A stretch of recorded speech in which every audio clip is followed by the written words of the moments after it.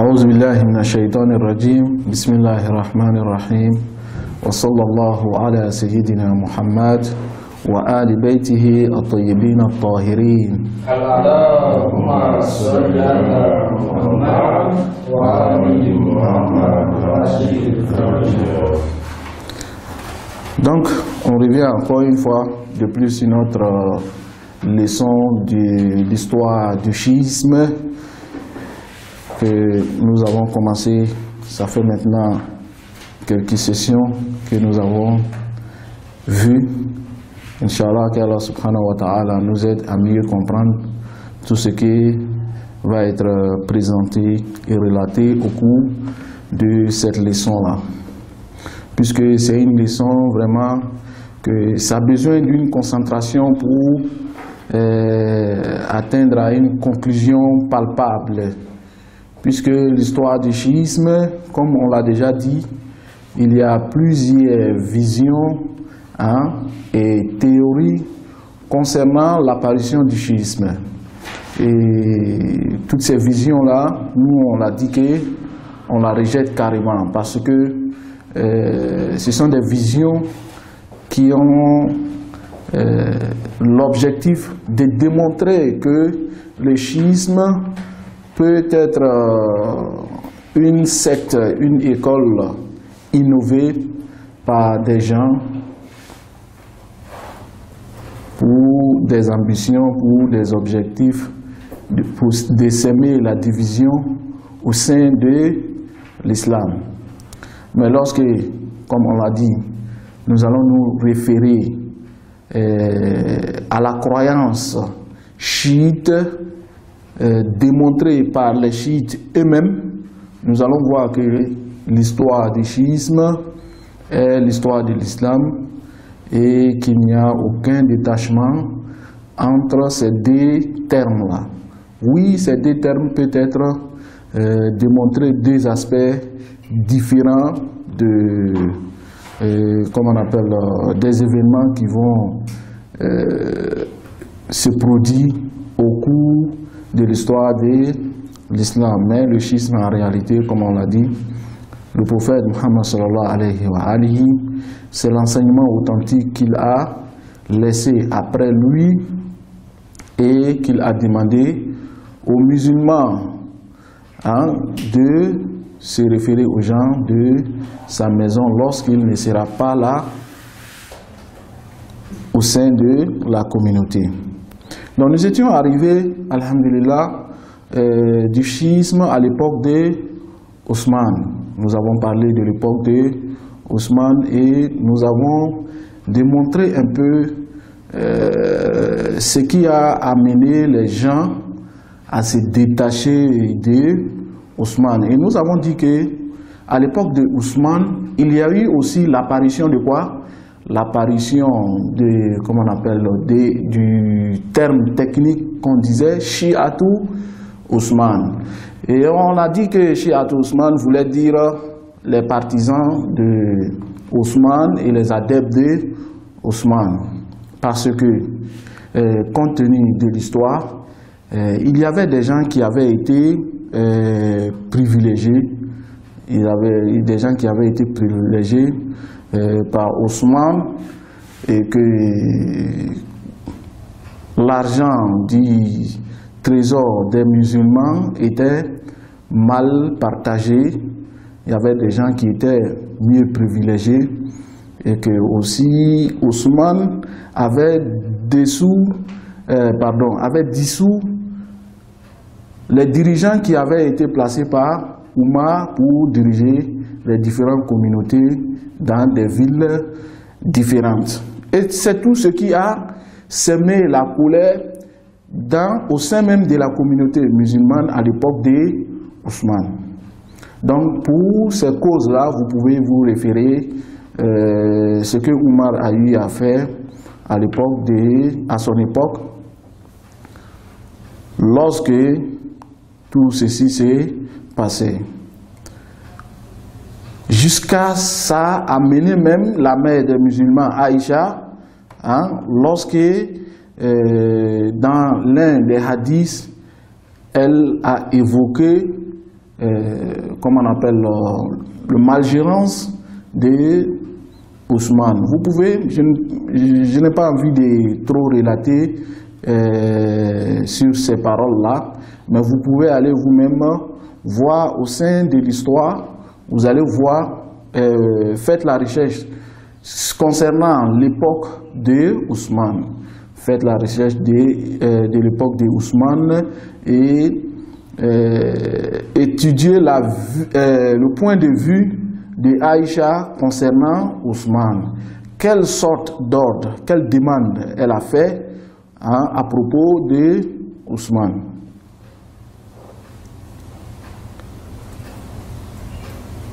Parmi ces faits-là aussi, vous allez trouver Ibn Abil Hadid qui écrit dans Sharh Ibn Abil Hadid que je vous ai parlé l'autre jour, qui est une interprétation des paroles de l'imam Ali dans le livre de Nahjul Balagha. Ibn Abil Hadid, il dit ceci, que inna allazi alayhi aktharu arbab siyar wa ulama al-akhbar anna Usmana nafa Aba Dharrin awalan ila Sham summa istaqdamahu ila al-Madina lamma shaka minhu Muawiyah. Vous voyez, Inch'Allah, si Dieu le veut, lorsque nous allons finir de parler l'époque, ou bien lorsque nous allons atteindre le schisme à l'époque de l'imam Ali, Inch'Allah, nous allons parler de quelques compagnons de l'imam Ali alayhi salam, et si Dieu le veut, nous allons parler de Abu Dhar, un peu de l'histoire d'Abu Dhar. Il est dans l'histoire que Ousmane avait expulsé Abu Dhar. Ça, c'est les actions que Ousmane a menées. Et bien sûr que d'autres actions, par exemple, de ce que je vous ai expliqué aujourd'hui et hier. Donc, tout ceci va amener, qu'est-ce que ça va créer? Ça va créer une division au sein de la communauté musulmane. Donc, vous allez voir ici, je prie de faire attention ici. Vous allez voir que il y a des gens qui vont se tourner vers qui? Vers l'imam Ali. Parce qu'ils ont été mal gérés par Ousmane. Donc ceux-là seront quoi? Seront ajoutés sur les chiites qui suivaient qui? L'imam Ali alayhi salam depuis le début. Donc ici vous allez voir deux groupes de personnes différentes qui seront attachées à qui? Qui seront attachés à l'imam Ali alayhi salam. Voilà pourquoi il y a des savants qui vont à cette époque-là, concernant l'imam, comment on appelle, l'époque de Ousmane, les savants chercheurs vont essayer de faire l'analyse pour diviser le groupe chiite en deux parties. Les chiites politiques et les chiites croyants. Les chiites politiques et les chiites croyants, ça veut dire quoi? Les chiites politiques, c'est ceux-là qui vont se tourner vers l'imam Ali alayhi salam lorsqu'ils vont voir que Ousmane est en train de mal gérer la communauté musulmane. Même si cela n'était pas avec l'imam Ali depuis le début ou bien depuis le moment de la mort du messager d'Allah subhanahu wa ta'ala. Est-ce que vous avez vu? Mais les chiites en croyance, c'est ceux-là que dans leur croyance, lorsque le prophète Muhammad sallallahu alayhi wa alihi est décédé, automatiquement, ceux-là ont suivi les enseignements de l'imam Ali alayhi salam. Donc voici une étape de l'histoire. Une étape de l'histoire. Peut-être que une personne qui va dire que le schisme, par exemple, a été apparu à l'époque de Ousmane, peut-être qu'il va se référer à ceux-là qui politiquement se sont tournés vers l'imam Ali alayhi salam, en oubliant qu'il y avait des chiites de croyance qui étaient avec l'imam Ali alayhi salam depuis quand? Depuis l'époque de la mort du prophète Muhammad sallallahu alayhi wa alihi, et que nous avons déjà dit que ceux-là qui croyaient à l'imam de l'imam Ali, ils ne n'ont pas, ils n'ont pas eu cette croyance par passion ou bien par invention, mais seulement c'était qu'ils se référaient à l'appel du messager d'Allah subhanahu wa ta'ala dans plusieurs paroles que nous avons eu à relater ici. Donc, ici déjà, vous avez, un peu de détails concernant l'époque de Ousmane qui nous démontre une nouvelle ère des chiites. Et ces chiites politiciens, c'est-à-dire que ces chiites qui se sont tournés envers l'imam Ali alayhi salam, au moment qu'ils ont vu que Ousmane ne gérait pas bien la communauté musulmane, vous allez voir que en réalité, si vous faites l'analyse encore, vous pouvez trouver que ceux-là, dans l'avenir, ce n'est pas forcément qu'ils restent toujours avec l'imam Ali alayhi salam, puisque ce n'étaient pas des chiites de croyance, mais des chiites de quoi? Pas politique. C'est-à-dire que lorsqu'on veut utiliser l'application du mot chiite ici, on va dire qu'ils étaient partisans de l'imam Ali sur l'aspect politique. Et qu'il est possible que cela se détache de l'imam Ali dans le futur. Par contre, les chiites, par croyance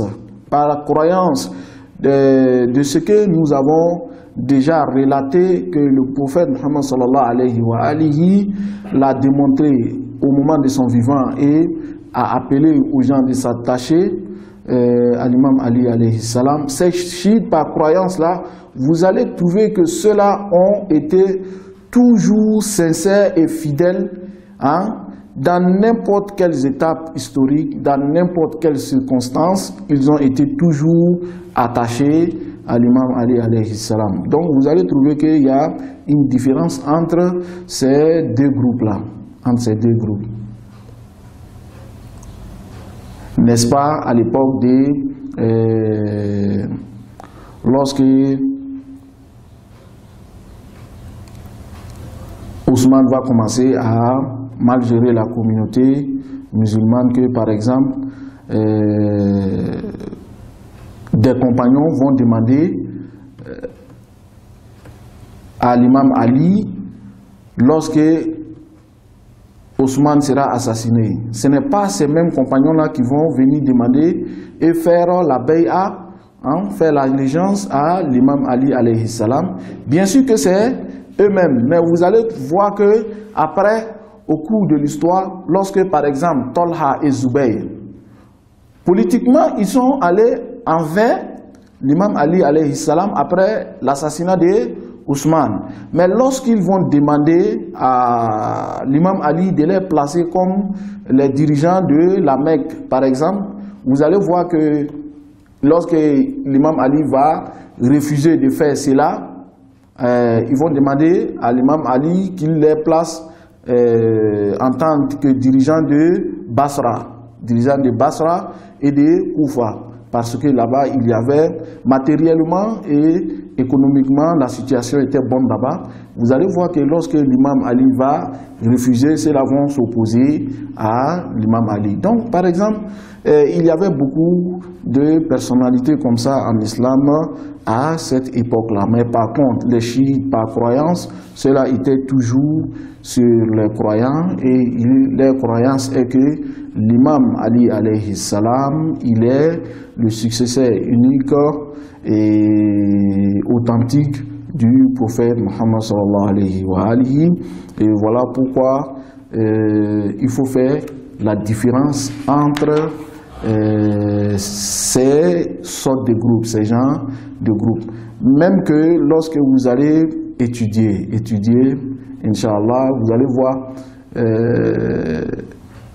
lorsque, par exemple, à l'époque de l'imam Hussein alayhi salam, il y aura la tragédie de Karbala. Qu'est-ce qui va amener à la tragédie de Karbala?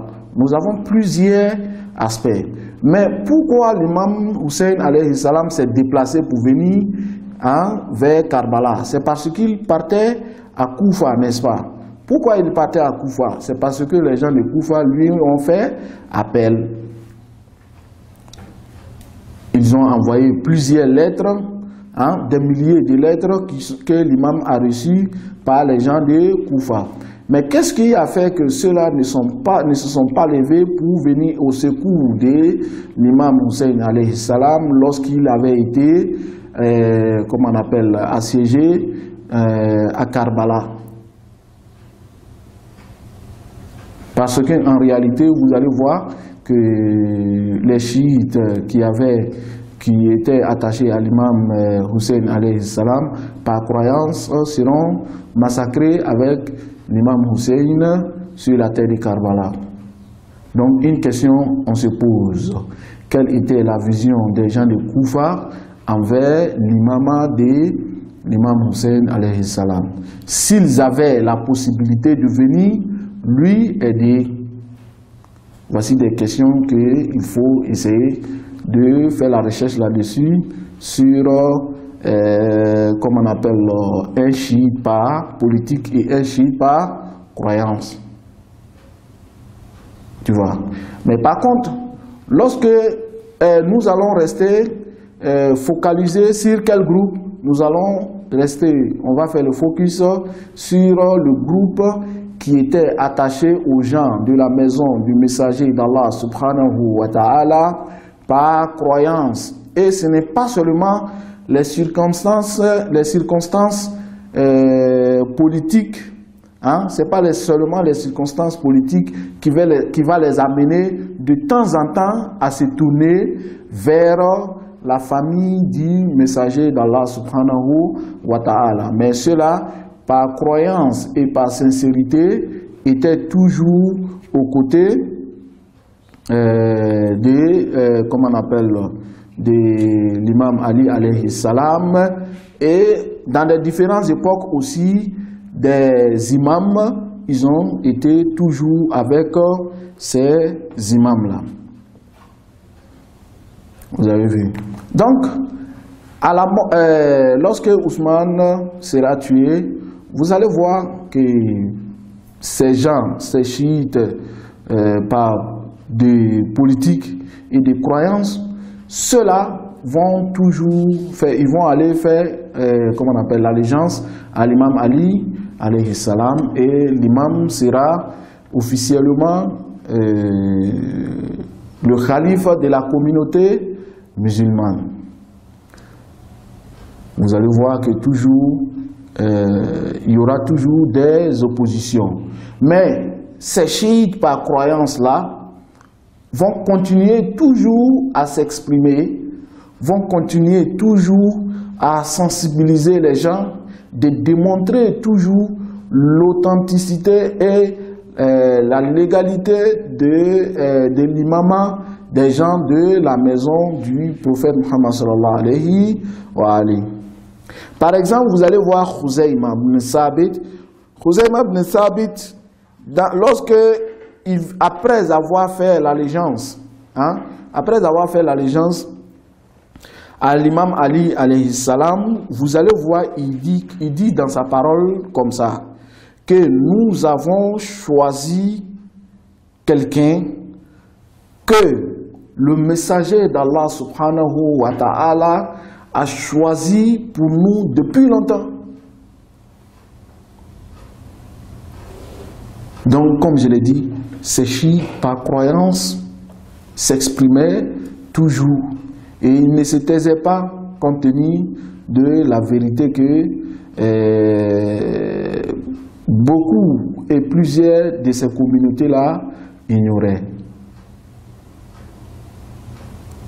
Donc ça, c'est la parole de Khuzayma ibn Sabit. Donc à cette époque, l'imam Ali alayhi salam, il a pu mettre beaucoup de choses en place. Par exemple, il a commencé encore une fois de plus à enseigner les gens les aspects du messager d'Allah subhanahu wa ta'ala. Allez-y lire les paroles de l'imam Ali alayhi salam. L'imam Ali alayhi salam concernant le messager d'Allah subhanahu wa ta'ala dans Nahj al-Balagha. Lorsque vous allez ouvrir Nahj al-Balagha, vous allez voir, comment on appelle, des chapitres ou bien des sermons qui concernent le prophète Muhammad sallallahu alayhi wa alihi, comment il qualifie en réalité lorsqu'il dit par exemple que les Arabes étaient dans l'ignorance et que le messager Allah subhanahu wa ta'ala les a envoyé un messager.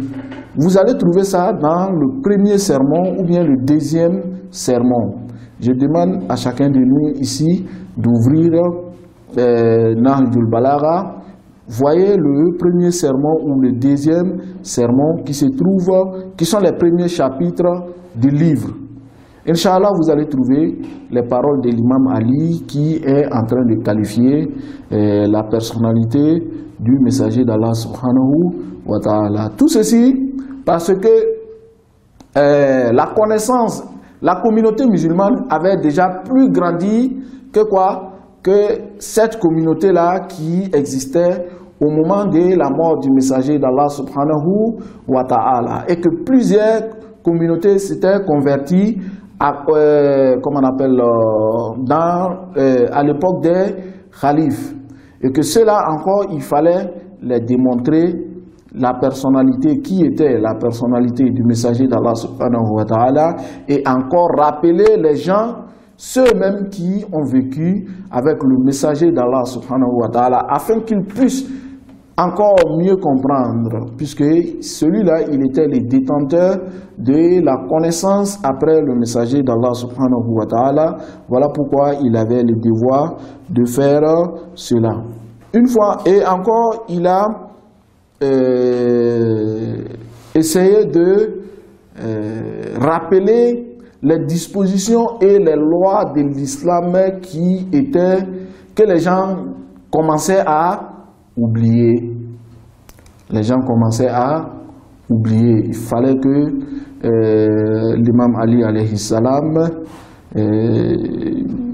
se mette à enseigner cela, puisque les lois et les dispositions islamiques, de la manière dont le messager d'Allah subhanahu wa ta'ala l'a démontré, ce n'est pas tout le monde qui est capable de déduire la loi islamique à partir du Saint-Coran et des hadiths. Voilà pourquoi il nous a donc laissé des mesures à se référer à cela après, lorsqu'il ne sera pas parmi la communauté musulmane. D'ailleurs, même vous allez trouver dans une parole qu'on a l'habitude de dire cela au début, surtout lorsqu'on commence la jurisprudence. Cette parole du prophète Muhammad sallallahu alayhi wa alihi qui dit ceci, que rubba hamilu fiqhin ila man huwa afqahu minhu, que quelqu'un peut transmettre la connaissance à quelqu'un qui va mieux comprendre que lui. Ça veut dire quoi? Ça veut dire que moi, par exemple, je peux prendre les enseignements de l'islam, je peux transmettre, par exemple, la parole du messager d'Allah subhanahu wa ta'ala à quelqu'un, à quelqu'un qui va mieux comprendre cette parole-là que moi-même, qui va déduire la loi islamique à partir de cette parole-là, que moi-même, je n'avais pas les outils nécessaires de faire quoi? De déduire cette loi de l'islam. Et on a trouvé ça, les savants ont démontré, ils ont dit de faire la différence entre muhaddith, que celui qui interprète seulement la parole du messager d'Allah subhanahu wa ta'ala, et le faqih. Le faqih, c'est lui qui déduit la loi de l'islam à partir de quoi? du Saint-Coran et de la parole du prophète Muhammad sallallahu alayhi wa alihi. Donc, voici cette personne-là qui avait la capacité pour démontrer les lois de l'islam, qu'il a commencé à rappeler les gens les dispositions et les lois de l'islam qui étaient en train de se perdre. Vous savez même que la question de scier les pieds au moment de l'ablution, ça a commencé à quelle époque? Lorsque vous allez étudier les hadiths concernant cette divergence au sein de la communauté musulmane, vous allez trouver des hadiths qui parlent de l'époque de Ousmane. De l'époque de Ousmane. Ousmane, il était le troisième calife, c'est-à-dire peu après la mort du messager d'Allah subhanahu wa ta'ala. Ça n'a même pas fait un siècle. Les musulmans commencent à oublier qu'au moment du vivant du messager d'Allah subhanahu wa ta'ala, on essuyait sur les pieds. Et vous allez trouver même des hadiths qui sont attribués à qui? À Ousmane même, à ce propos. Donc nous, qu'est-ce qu'il faut faire? Qu'est-ce qu'il faut faire? Donc il faut une bonne mesure que le messager d'Allah subhanahu wa ta'ala va nous donner afin qu'on puisse se référer à ces mesures-là pour recevoir les vrais enseignements et la connaissance authentique des lois et les dispositions de l'islam. Une autre chose qu'il a commencé, qu'il avait réalisé à son époque aussi, c'était la correction et de corriger beaucoup de dispositions et des lois islamiques qui avaient été changées, que les gens ont changé après lui. De toutes les manières, il a eu à réaliser plusieurs choses que nous ne pouvons pas relater ici.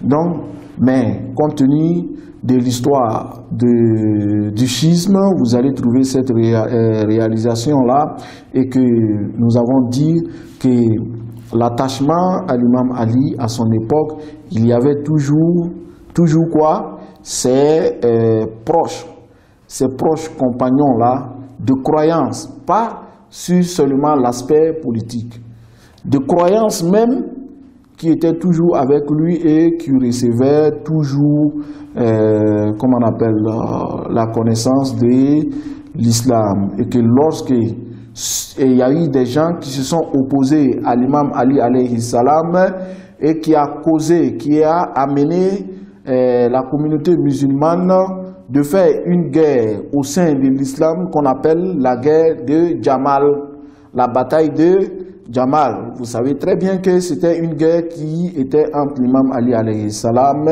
et Talha et Zubayr.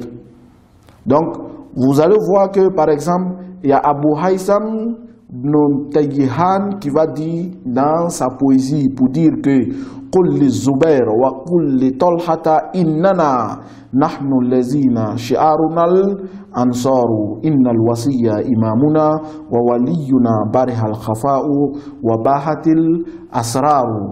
Donc, avant de terminer ma parole, je vais traduire la parole, cette belle poésie de Abu Haytham, pour dire que il dit aux gens de dire à Zubayr et à Talha, Zubayr et Talha étaient aussi des compagnons du messager d'Allah subhanahu wa ta'ala.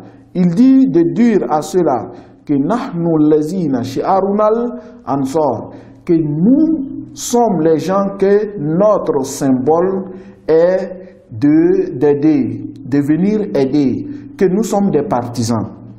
Shi'aruna al-Ansar, notre symbole est que nous sommes les partisans, nous sommes les adeptes.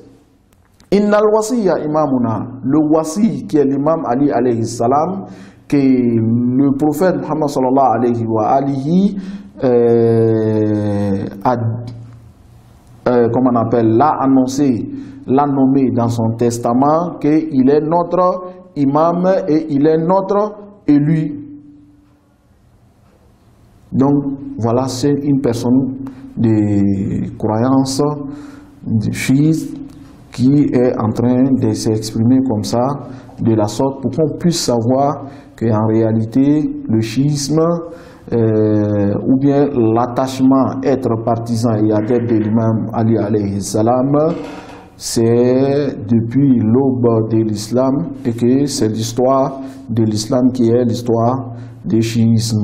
Et toute chose après ne peut être authentique vis-à-vis de cette école-là. Walhamdulillahi Rabbil Alamin.